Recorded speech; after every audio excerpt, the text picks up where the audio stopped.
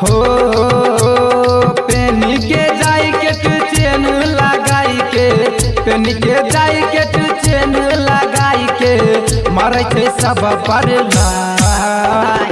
ई भौजी ऊ भौजी, ई भौजी ऊ भौजी रे, ई भौजी ऊ भौजी, ई भौजी ऊ भौजी।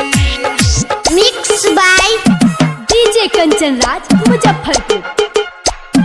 Anjali recording studio Begusarai. ई भौजी ऊ भौजी, ई भौजी ऊ भौजी रे।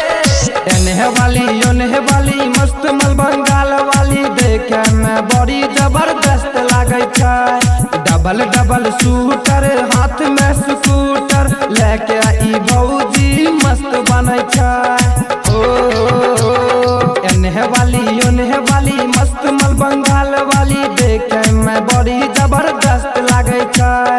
डबल डबल शूटर हाथ में स्कूटर लेके ई भौजी मस्त बनै छै।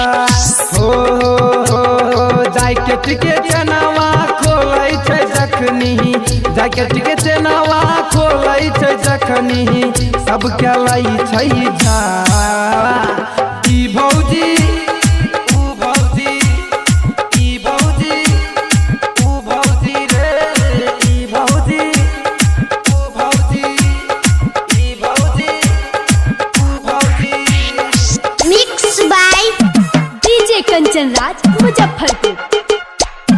Anjali recording studio Begusarai. ई भौजी ऊ भौजी, ई भौजी ऊ भौजी रे। कमर लचकदार छै, कन्है जलीदार छै, चेहरा लागै छै गुलाब के फूल।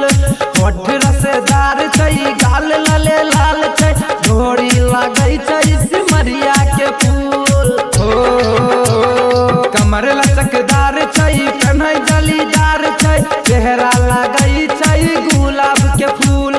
होठ रसदार छै, गाल लाले लाल छै, घोड़ी लागै छै सिमरिया के फूल।